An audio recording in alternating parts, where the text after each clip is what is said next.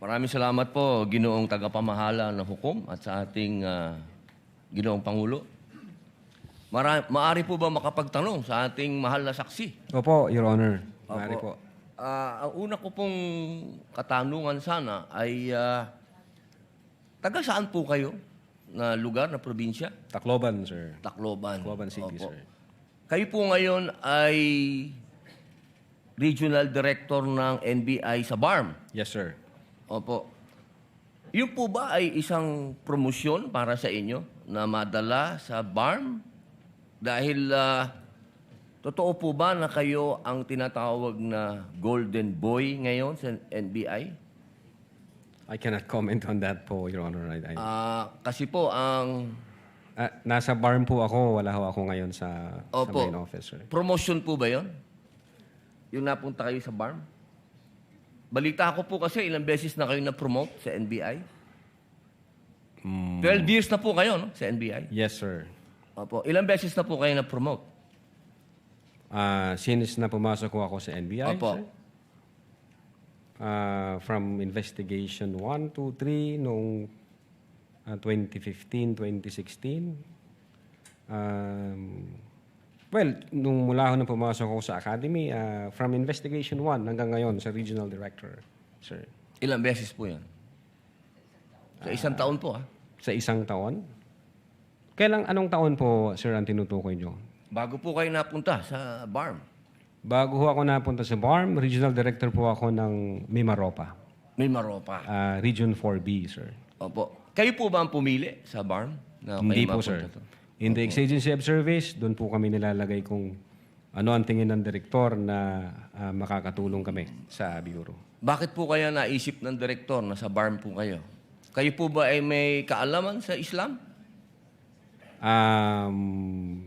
Hindi ko po alam kung ano ang naging basis ng direktor, pero Kayo po mismo.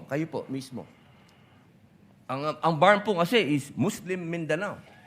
yes, Your Honor. Opo. Meron po kayong kaalaman sa Islam? In terms of what do you mean kaalaman, sir? Yung Sa religion po ng Islam kasi Muslim Mindanao. So, ibig sabihin, kahit basic po siguro ng Islam, no? yes, sir. Kahit naman ho sino pwedeng i-assign kahit saang regional office dito sa Pilipinas. Di ba po parang Regional autonomy ang autonomous region ng Muslim Mindanao. So, kailangan man siguro kahit paano meron kayong kaalaman sa Islam. Konti siguro, sir. Ano po yung konti na yun?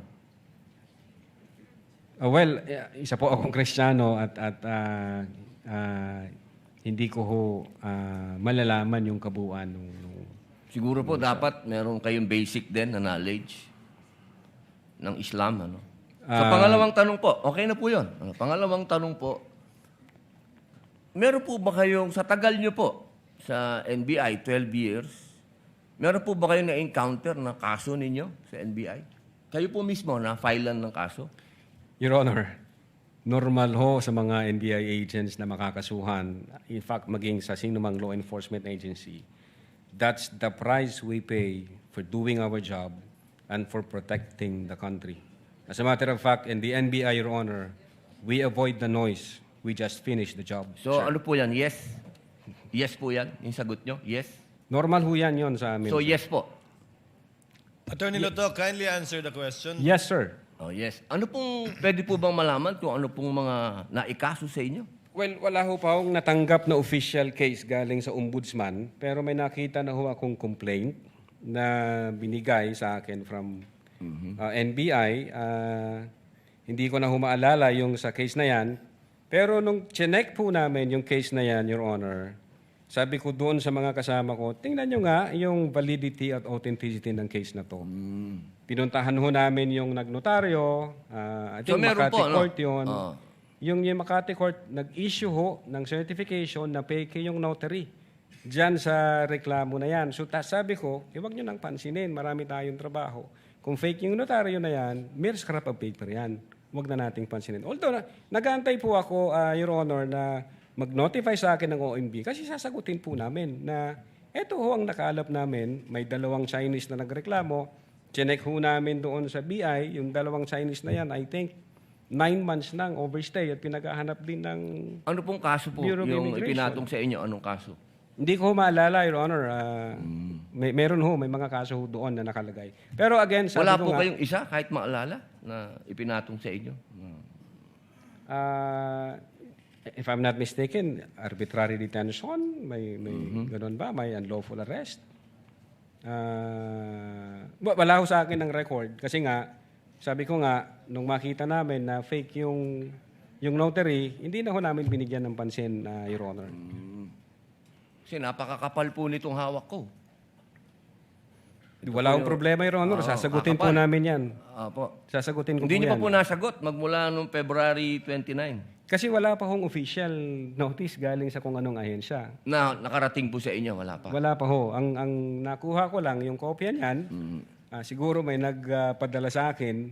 Sabi ko, teka muna, wala akong official na nare-receive from OMB. So, nung chinek ho namin, kung nag-i-exist ba yung kaso, fake yung notary, hindi na namin So, ibig niyo binigyan ng pong pansin. sabihin hanggang ngayon, hindi kayo sigurado kung nag-i-exist to. Dapat may notice na ako from Ombudsman. Di ba po dapat ang reaksyon ng isang tao kapag may kaso, harapin? Precisely, Kasi Your Honor. Hinihintay ko nga po yung notice from Ombudsman. Pag meron na hong notice Wala ang po kayong Ombudsman- notice hanggang ngayon? Sa Wala pa ombudsman? po,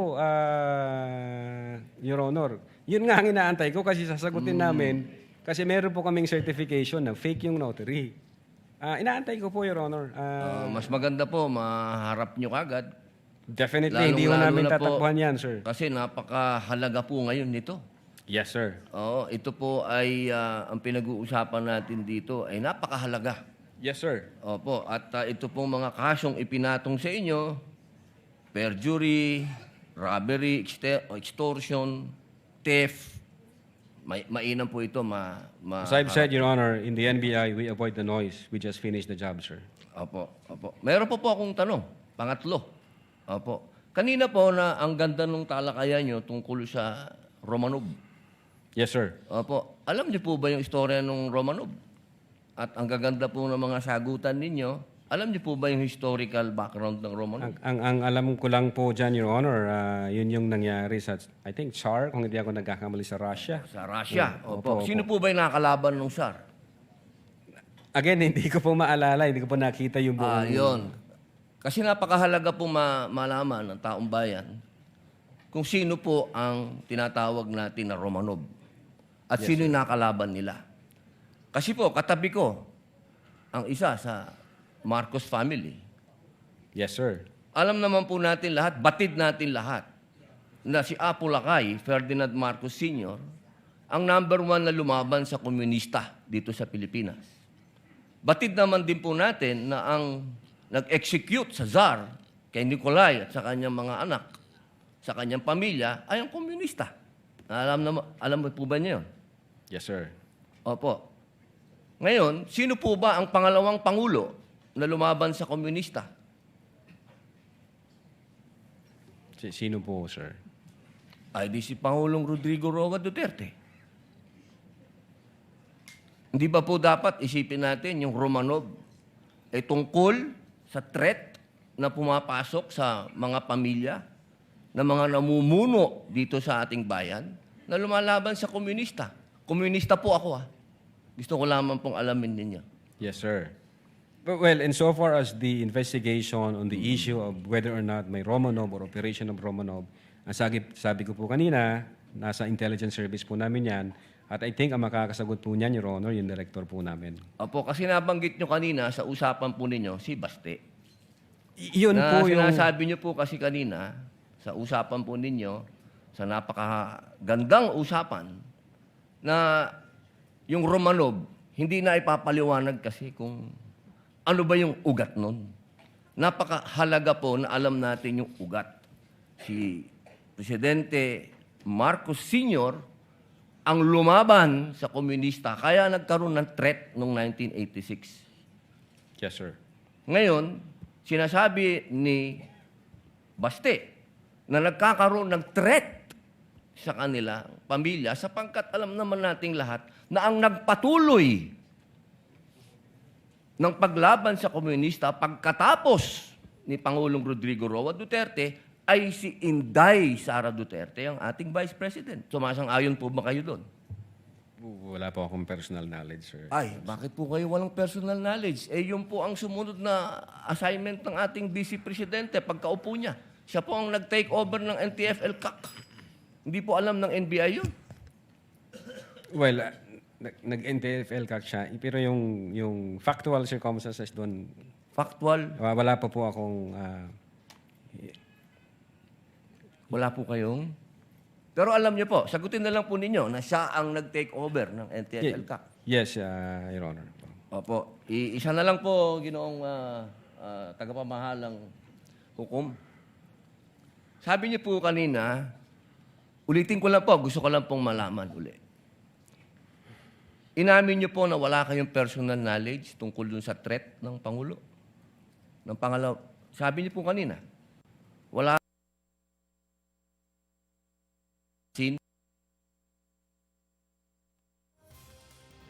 assassin o papatay sa Pangulo, ang pangalawang Pangulo. Narinig ko po kanina. During that time? Yes or no lang po.